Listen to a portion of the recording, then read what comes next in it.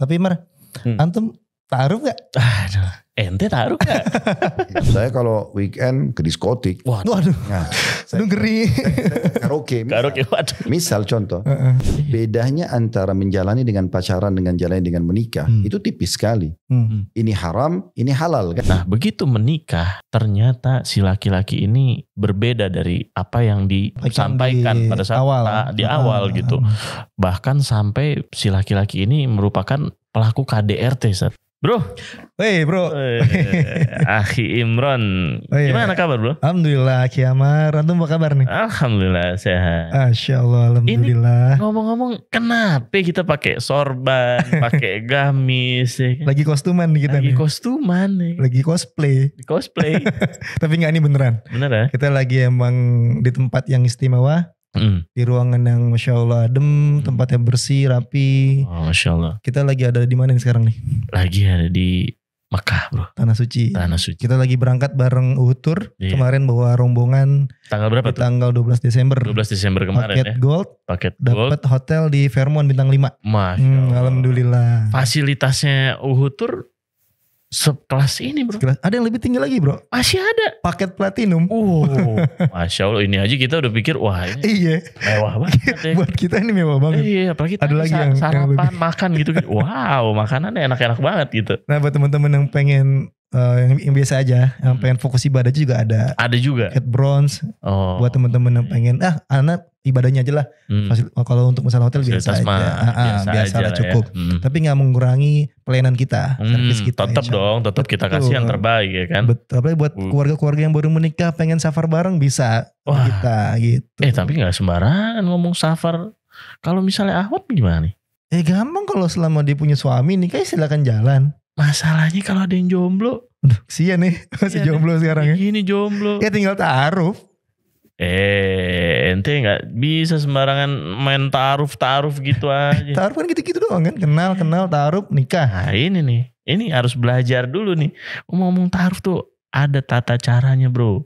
Bener. Gak sembarangan. Apalagi sekarang kan banyak orang-orang udah makin kesini banyak yang nikah syar'i, perkenalannya secara ta'aruf. Tapi di luar sana juga banyak yang ta'aruf tuh masih salah. Temenannya banyak pada ta'aruf sekarang kayak gampang-gampang aja. Nah makanya sekarang kita tanya nih sebetulnya definisi secara definisi ta'aruf itu yang benar tuh gimana? Kita tanya langsung ke boleh, kita. Assalamualaikum warahmatullahi wabarakatuh. Gimana Sat? Kabar antum sehat Sat? Alhamdulillah. Alhamdulillah. Nah gini Sat, melihat fenomena belakangan ini Sat, kita melihat perkembangan teman-teman kita di luar ini banyak yang sudah mulai mengenal syar'i Sat. Mulai dari pernikahan syar'i, perkenalan juga sesuai dengan ta'aruf yang diajarkan oleh syariat. Nah mungkin kita bisa kasih informasi nih Sat, definisi ta'aruf yang sebenarnya itu gimana? Karena di luar sana tuh banyak media-media ta'aruf yang melabeli banyak banget sesuai sunnah, sesuai syariat, tapi padahal nggak sesuai dengan brand yang mereka usung itu kan. Pelanggarannya ini banyak. Nah, perlu kita luruskan nih di sini. Kita perlu luruskan stigma itu sebetulnya bagaimana Seth, secara definisi ta'aruf ini sesuai dengan Islam. Tafadhol. Alhamdulillah wassalatu wassalamu ala Rasulillah. Jadi ta'aruf sebenarnya bahasa Arab yang berarti memang berkenalan kan. Makanya perlu ditambah syar'i. Ta'aruf syar'i. Oh penting nih. Karena kalau hanya ta'aruf saja berarti kenalan. Kenalan aja gitu ya Sat. Biasa. Ya. Bahkan mungkin bisa saja orang salah gunakan dengan mengatakan saya berta'aruf sebenarnya dia pacaran kan gitu. Nah, karena bahasa keren dalam agama ta'aruf. Nah, makanya perlu ada ta'aruf syar'i. Artinya berkenalan sesuai dengan syariat. Nah bagaimana kira-kira mekanismenya? Mekanisme itu kata Nabi SAW tahap pertamanya ya. Kepada beberapa sahabat yang mau menikah. Lihatlah dari calon pasanganmu sesuatu yang menarik untukmu. Jadi yang paling pertama disuruh adalah nazar syar'i. Melihat langsung. Melihat. Boleh. Tapi melihat ini dalam arti kata melihat sesuatu yang memang orang ini ada daya tarik buat saya secara fisik. Untuk bisa saya melangkah menikah. Makanya sebagian ulama memberikan gambaran boleh melihat wajah dan telapak tangan gitu kan. Karena memang wajah menggambarkan wajah itu selalu interaksi setiap saat. Pada saat sudah berumah tangga pun telapak tangan ini sebagian mengatakan simbol, menggambarkan tentang masalah tubuh, ya bagian dalam. Sehingga itu sudah cukup untuk mewakili. Jadi tidak perlu, oh saya harus pacaran dulu, lihat rambutnya. Aduh, serem. Macam harus buka ini dan itu. Aduh. Ya sebenarnya itu semua itu sudah mewakili. Iya. Ya. Tapi Mar, antum taruh gak? Aduh, ente taruh gak? Aduh, kalau aneh sih, qadarullah belum paham waktu itu. Jadi ya udah ana jalanin aja. Sama ana juga begitu. Jadi berarti diperbolehkan sebetulnya Ustaz ya.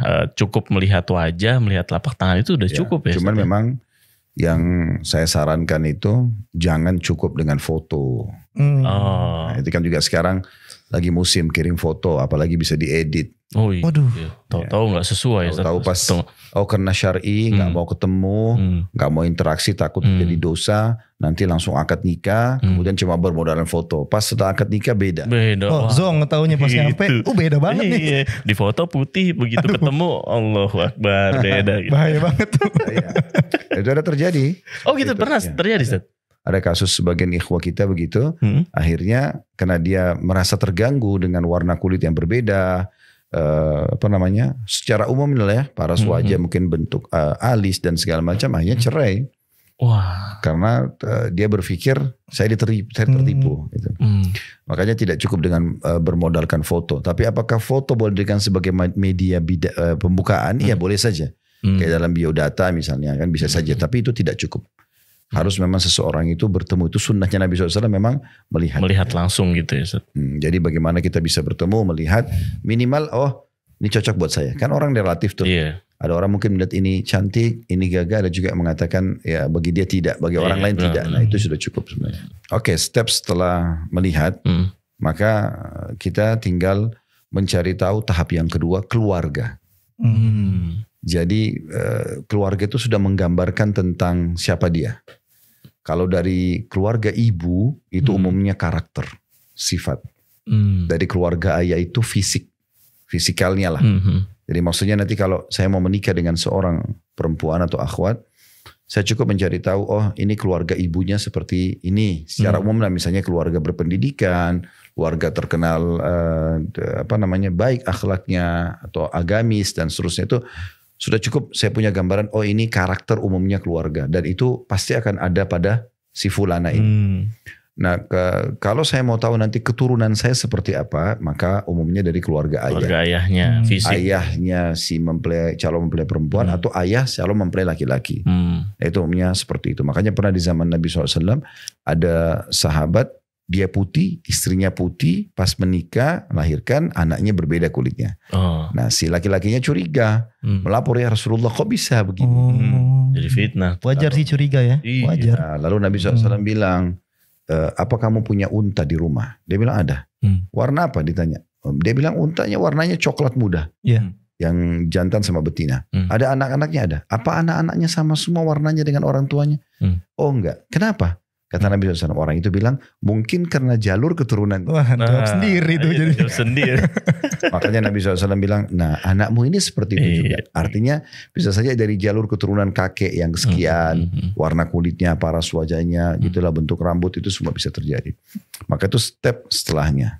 Jadi kan bagaimana kita setelah nazar, kita mencari tahu tentang masalah itu. Kemudian yang ketiga, itu kita bertanya tentang dia pribadi, masalah aktivitas, dan itu boleh dibolehkan secara bertanya umum, misalnya melalui WA kalau sekarang ya, atau mungkin zaman dulu orang menulis surat gitu kan. Kira-kira apa aktivitasnya? Yang paling sederhana itu aktivitas di saat weekend atau lagi liburan. Oh, ngapain aja?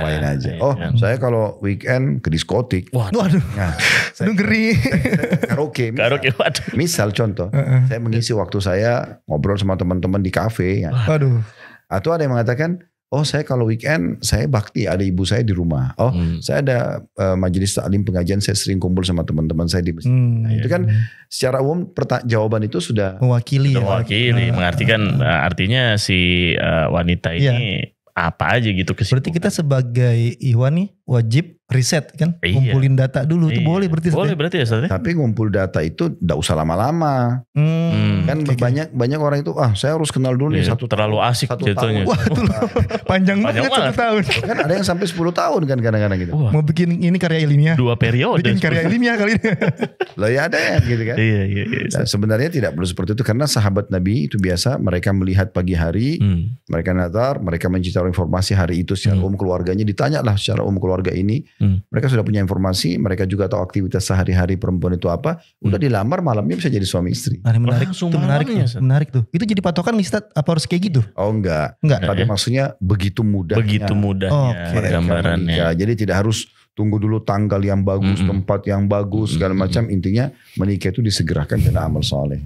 Nah, tapi gini Ustaz, stigma di luar sana itu mereka berpendapat gini Ustaz, masa baru kenal gitu, istilahnya baru tahu, baru ketemu, baru kenal, terus langsung menjalani pernikahan ini kan mengarungi bahtera yang tidak sebentar gitu. Mereka mikirnya itu mustahil kan? Kayak nggak cukup gitu. Waktu pengenalannya. Mereka mau jalani dengan apa? Dengan pacaran. Bedanya antara menjalani dengan pacaran dengan jalani dengan menikah itu tipis sekali. Ini haram, ini halal kan gitu. Iya betul. Sekarang sama-sama janjian jalan, sama-sama pergi makan, sama-sama berinteraksi lah. Nah cuman konsep pacaran itu kan haram. Karena sentuhan nggak boleh, tatapan nggak boleh, ciuman nggak boleh, semua nggak boleh. Kalau menikah, dia melangkah menikah sama. Di sini konsep kenalannya, proses ta'arufnya berjalan. Di sini juga proses ta'aruf berjalan. Tapi ini kan sudah benar. Dia boleh sentuhan, dia boleh pelukan, dia boleh ciuman, tidak ada masalah. Benar. Lalu kenapa nggak ini saja? Kenapa harus yang ini? Gitu? Oh berarti setelah dia ngumpulin data cocok, dia ta'aruf melalui pernikahan. Makin lama makin ta'aruf, makin sayang berarti kayak gitu ya? Ya jadi poinnya begini, poin penting. Sebelum menikah itu pembukaan ta'aruf, mukaddimahnya. Nah, sebenarnya ta'aruf itu berjalan dalam rumah tangga dari mulai akad nikah sampai salah satunya meninggal. Panjang banget ternyata ta'aruf itu ya. Berarti banyak yang salah persepsi gitu. Kita baru tahu juga nih bro. Baru denger juga nih. Jadi sering saya luruskan masalah itu. Makanya kadang-kadang orang sudah 10 tahun berumah tangga. Ada saja karakter bawaan yang tidak bisa diubah dalam 1-2 hari kan. Misal contoh, si istri suka rapi, bersih. Sudah terbiasa dengan pola itu di rumah orang tuanya. Menikah dengan seorang laki-laki yang sedikit agak sembrono. Keluar dari kamar mandi, handuk ditaruh sembarangan di atas ranjang. Pulang kantor, sepatunya gak dimasukin di rak misalnya. Berantakan lah, masih agak kotor. Nah di sini kan butuh adaptasi. Si istri akan memberikan masukan ke suami. Kadang-kadang di sini ego bermain, suami nggak mau nerima. Nah itu butuh proses. Kadang-kadang 2 tahun, 3 tahun baru bisa mengubah karakter. Kebiasaan itu. Iya. Nah itu bawaan-bawaan. Karena kan misalnya si istri 25 tahun di satu pola makan, pola tidur, pola fikir, segala macam. Suami juga sama, mungkin umurnya 30 tahun biasa dengan pola-pola tertentu. Makanya untuk bersatu ada gesekan-gesekan, makanya ini masa ta'arufnya. Ada bahkan sudah 10 tahun, ada yang sudah sampai tua pun, itu sampai si istrinya membahasakan, ini suami saya gak mau berubah-berubah. Kadang-kadang istrinya mengatakan, atau suaminya mengatakan, ini istri saya gak pernah mau berubah-berubah, orangnya emosional, orangnya gini. Karena memang itulah proses ta'aruf, di situ berjalan gitu. Atau kasus yang lain, misalnya suami istri setelah 10 tahun menikah, mereka tinggal di Jakarta, terus mereka ke Semarang misalnya. Nah terus lewat satu restoran, istrinya mengatakan, ini restoran favorit saya. Suami bilang, kok kamu baru bilang? Baru tahu. Loh, saya juga baru ingat, karena kita baru lewat di sini gitu kan. Atau kasus ketemu dengan seseorang, sepupu misalnya, anggaplah sepupu si suami. Datang dari luar negeri, dari Amerika atau dari Australia, datang ke Indonesia. Terus suami mengatakan, ini sepupu saya kenalin. Maka si istri katakan, kenapa baru dikenalin? Oh saya juga baru ketemu setelah 10 tahun. Nah itu bisa terjadi. Nah jadi proses ta'aruf itu berjalan. Keliru kalau ada orang menganggap sudah jadi suami istri, oh berarti kita sudah saling selesai gitu. Justru disitulah perkenalan yang lebih mendalam. Karena luar dalam kita akan saling lebih tahu. Nah yang paling penting adalah dalam menyempurnakan gerbong ta'aruf ini supaya dia bisa bagus dan sempurna. Maka harus disepakati poin, kita kembali kepada agama Islam. Setiap kali ada perselisihan dulu, Islam memandang seperti apa. Kalau karakter atau bawaan itu tidak baik dalam pandangan Islam, kita harus tinggalkan. Yang salah harus meninggalkan. Yang benar harus mendukung pasangannya supaya bisa meninggalkannya. Nah itu setuju. Penting. Setuju, kita setuju. Sehingga Yang salah selalu memperbaiki, yang benar selalu mendukung. Memperbaiki. Benar. Kuncinya begitu ya. Nah, gini Ustaz. Kemarin itu sempat ada ya kasus ya. Kita sempat baca tuh dari salah satu pertanyaan jamaah. Jadi mereka ini menikah dari hasil ta'aruf Ustaz.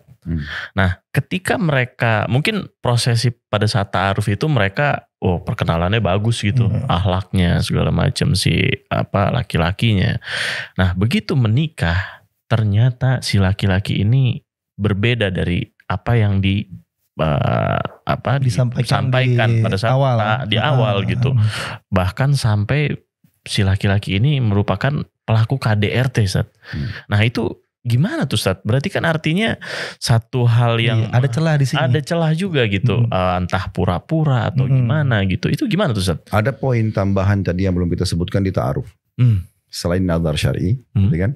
Kemudian kenali keluarganya, kemudian kenali karakter dia pribadi, maksudnya kegiatan dia, ya bukan karakter tapi kegiatan dia, terutama di waktu-waktu lowong. Karena orang kalau waktu lowong itu biasanya lebih banyak cenderung maksiat itu terjadi karena santai kan, di weekend dan segala macam. Atau bisa kita tanyakan dia kerja apa, kerjanya di mana. Kalau lembaga itu adalah lembaga halal atau aktivitas sehari-hari adalah tidak melanggar syari, maka oke, sudah masuk. Nah, yang keempat ini tidak kalah penting, itu istikharah. Nah, istikharah ini akan melibatkan Allah menunjukkan orang ini baik atau tidak. Ini yang paling penting sebenarnya. Nah, dan istikharah itu sebenarnya kata ulama adalah jalan pintasnya doa.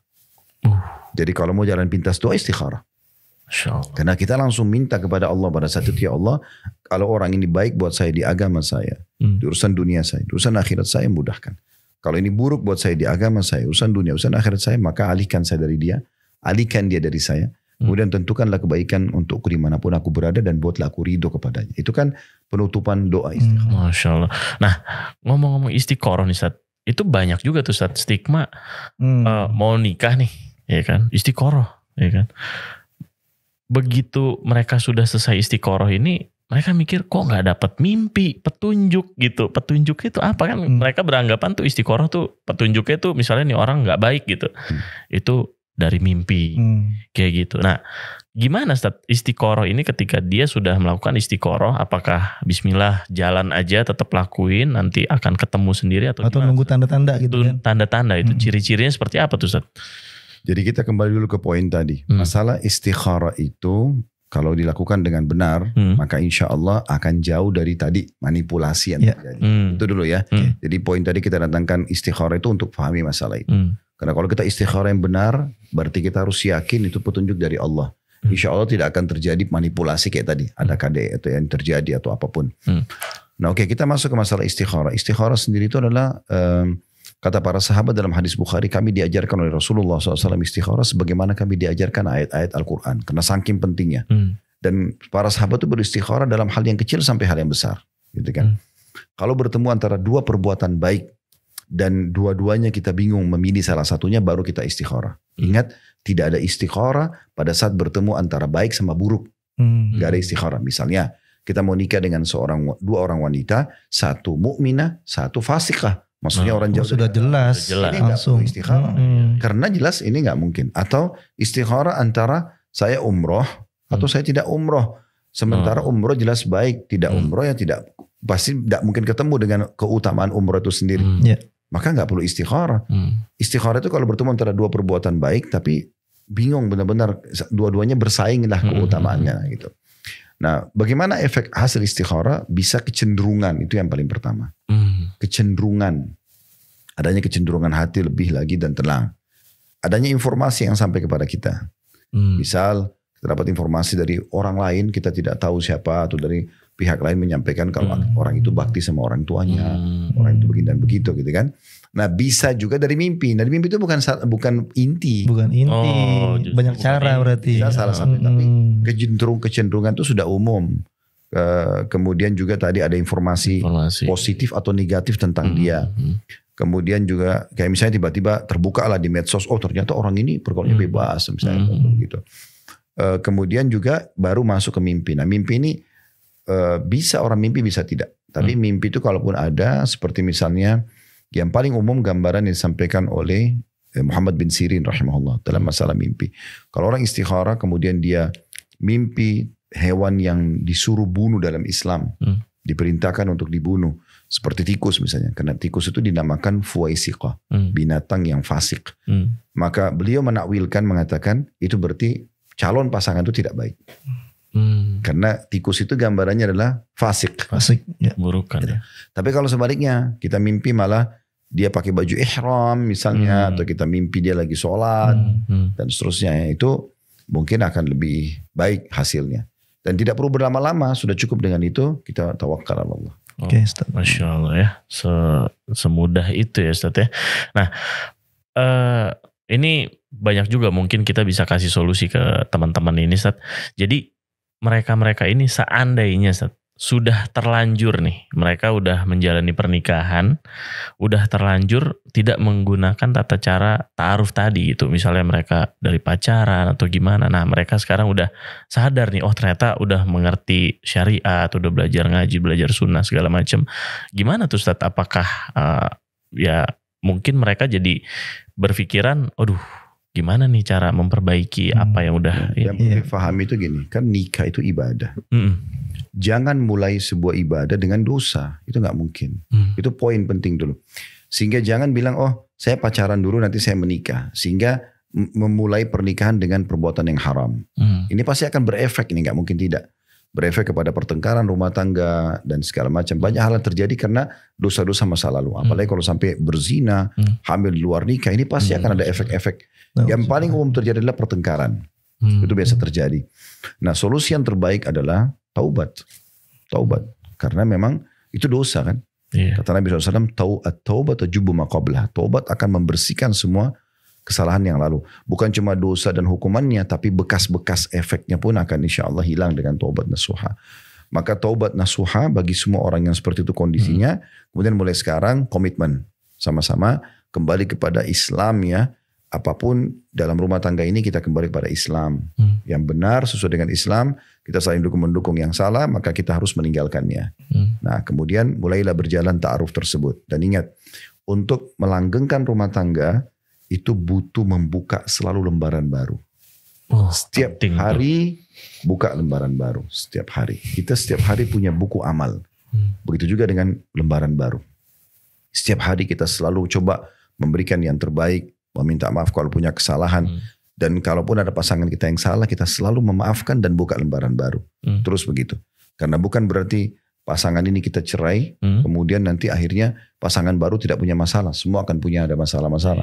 Cuma tinggal kembali komitmen tadi, Islam jadi pegangan. Benar menurut Islam kita bisa mendukung. Kalau itu dianggap salah, maka kita harus tinggalkan. Masya Allah. Jadi kebuka banget nih kita. Kebuka banget ya. Perbincangan pada hari ini tentang ta'aruf. Benar. Ternyata sangat luas ya definisinya ya. Iya. Dan itu tadi penting juga tuh. Mempertahankan rumah tangga itu ya selalu buka lembaran baru gitu ya. Jangan ada suami salah atau istri salah besoknya masih diungkit-ungkit. Itu gitu. Sering pakai itu. Sering tuh.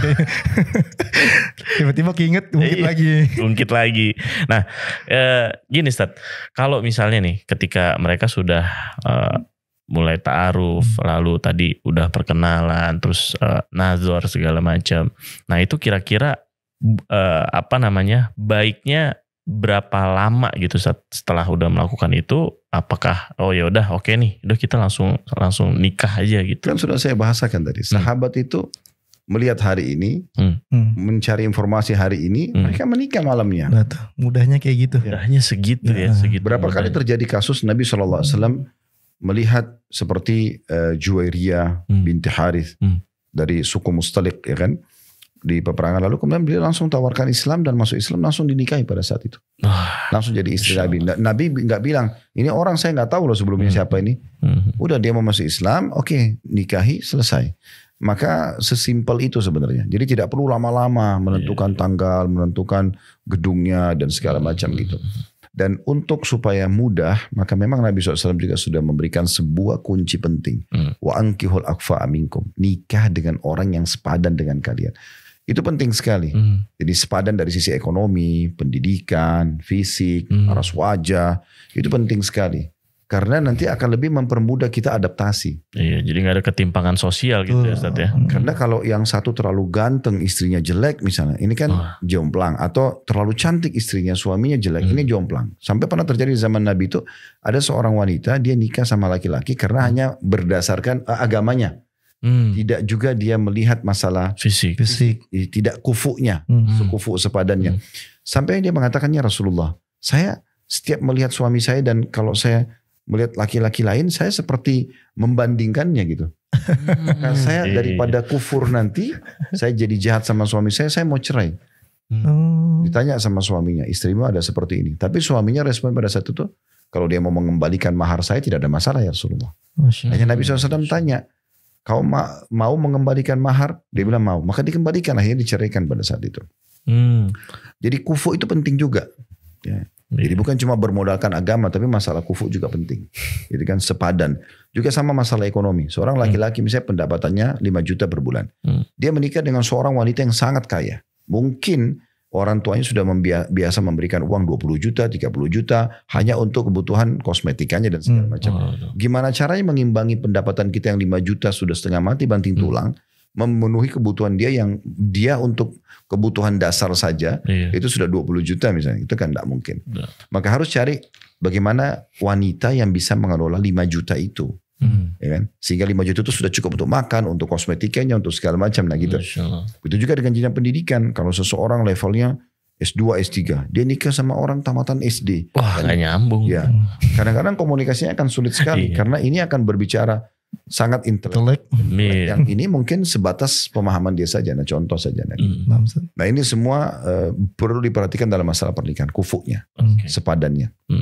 Nah, kan kalau nggak salah untuk ketika kita ta'aruf itu ada 4 poin tuh Ustaz. Yang agamanya dulu, fisiknya dulu. Berarti kalau anak tarik kesimpulan yang tadi antum bilang nih Ustaz, artinya berarti nggak masalah dong Ustaz kalau kita mengedepankan kita fisik dulu gitu, baru kita lihat agamanya.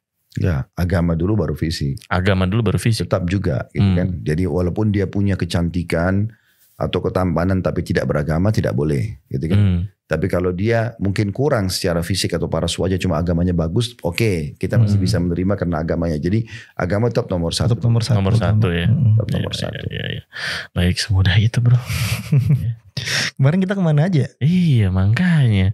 Kita ngobrol lagi sama Ustadz biar paham. Makanya kan dari sini kan kita jadi tahu. Jadi buat teman-teman semua ini ilmu yang sangat bermanfaat nih, Masya Allah nih ya. Oke, baik, mungkin jazakallah khairan Ustadz atas informasi dalam kali ini, kesempatan kali ini buat teman-teman diskusi yang nantinya mungkin pastinya kita akan ngebahas tahapan berikutnya ya. Iya, sekarang kan ta'aruf nih. Ta'aruf. Nah, setelah ta'aruf apa tuh? Habis itu nador. Habis nador, habis itu apa tuh? Nikah. Akad nikah. Jadi nikah? Masih habis nikah walimah. Walimah dulu? Walimah. Dan nador sudah masuk di ta'aruf tadi. Nador udah masuk ta'aruf. Cuma belum kita kupas tuntas tuh Ustaz. Masih banyak nanti. Masih banyak nanti. Nah berarti. Sampai nanti pada tahap ke malam pertama bro. Malam pertama. Itu penting juga bakal rame nih. Rame nih. Malam pertama gitu Ustaz. Gak ada masalah ya Ustaz ya. Nanti kita bahas ya Ustaz ya. Boleh. Masya Allah. Insyaallah. Baik, mudah-mudahan antum sehat selalu Ustaz. Amin. Jazakallahu khairan. Barakallahu fikum. Assalamualaikum warahmatullahi wabarakatuh. Diskusi. Dialog seputar keluarga Islami.